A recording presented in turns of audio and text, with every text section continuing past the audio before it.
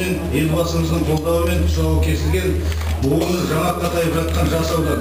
Оның ашылуы қаламыздың бұдан әрі дамуына оң әсер ететін батыл қадам болғанда баршаңызға аян, ақиқат.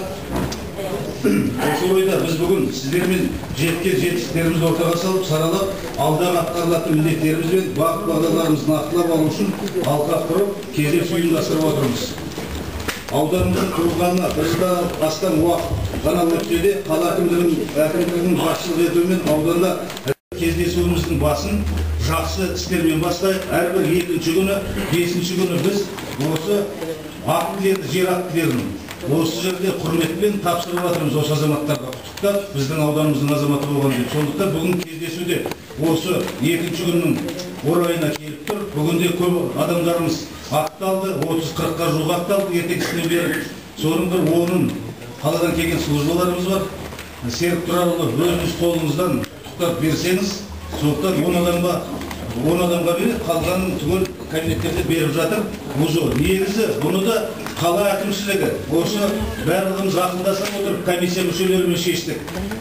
Бұл жер актілерін БУЗО-да жаңа земельный комитетте алуларымыз керек. Оған көбінің жағдайымыз жоқ, сонда барсақ ала алмаймыз дегенге халық білсін. Ақталатын күн, екінші күн, бесінші күн деп міне осылай шешіп, бәріне біздің КМС-тер арқылы хабарлап, осында беріп жатырмыз. Сондықтан рұқсат болса, осыдан бастасақ.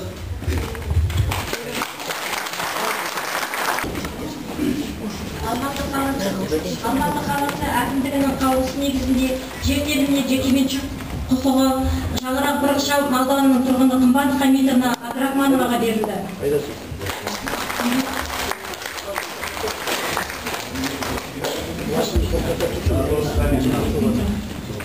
Шаңырақ 2 ықшам ауданының тұрғыны Базарбаева Күләш Ибрагимовна.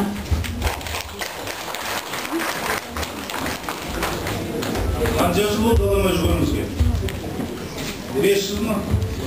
Шаңырақ 2 ықшам ауданының тұрғыны Әбдібекова Алтынай Күзбаевна.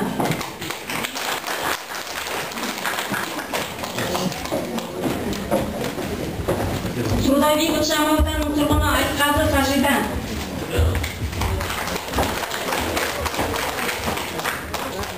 Шаңырақ 2 ықшам ауданының тұрғыны Данаболова Фатима Дугалиевна. Қарасу ықшам ауданының тұрғыны Мұсаев Адилбек Серикович.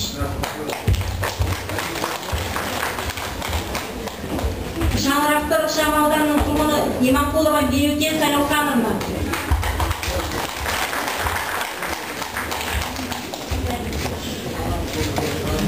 Шаңырақ ықшам ауданының тұрғыны Сахаева Жұлдыз Сағынғалиевна.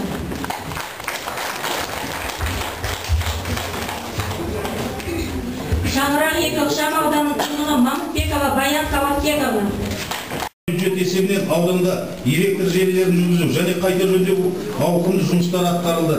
Шаңырақ 2, Айгерім, Көкқайнар, Ақбұлақ ықшам аудандарында электр тоғын тарту пункттері салынып, іске қосылды. Бұл өз кезегінде тұрғындарға үздіксіз түрде электр қуатын пайдалану мүмкіндігін беріп отыр. Және біздің 4 елді мекенде биыл мынау Шаңырақ 1-2-де бұл жанында алтын шекарада комплексте газ тартылып жатыр, магистрал рельдер техусловиясын алып, оған да қосылып жатыр. Осындай біраз істер жасалып жатыр ауданымызда. Әлі жасалатын іс көп жылдан бастап қордаланған істер бір жылда бәрін шешу мүмкін емес. Бірақ ауданның бас жоспарын бекіттік. Жоспары түрде 2009, 2010, 2012 жылғы бағдарламалар бар. Осы бағдарламаларға байланысты денсаулық саласында үлкен құрылыстар салынады. Жаңа айтып жатырмын, Шаңырақ 2-де де жаңағы 200 орындық емхана салынып жатыр қазір қабылдайтын. Әрине бізде мына денсаулық саласында сіз өзіңіз жаңа қадағалайтын сала Серік Тұрарұлы. Бұнда да денсаулық саласы өте сын көтермейді. 200 мың халық бар біздің ауданда. Арнайы 158.300 дейміз, жалпы квартирада тұрғаны бар, прописка алмағаны бар, санақта жоғы бар. Соған бізде бірақ поликлиника, 14-ші поликлиника ғана міне енді Шаңырақта ашылар. Содан кейінгі 6 медпунктіміз бар. Оларда тіпті медпункт деген аты ғана ешқандай әжетханасы да басқадай кабинеттерінде ештеңе қарастырылмаған.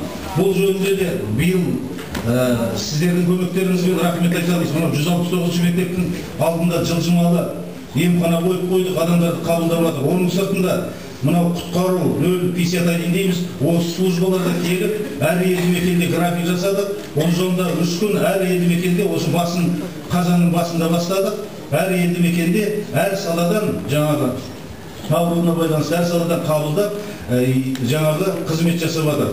Мен осындай игі істер жасалып жатыр, әлі де жасалады дейміз. Сондықтан мен сіздерге ауданның әкімі ретінде осының бәрін түсіндіріп айтып өтейік деп, содан кейін әрине қордаланған мәселе сұрақтарыңыз болса, соған әрбір служба жауап береді, барлығымыз жауап беріп, соған сіздер білсеңіздер деп отырмыз. Рахмет сіздерге.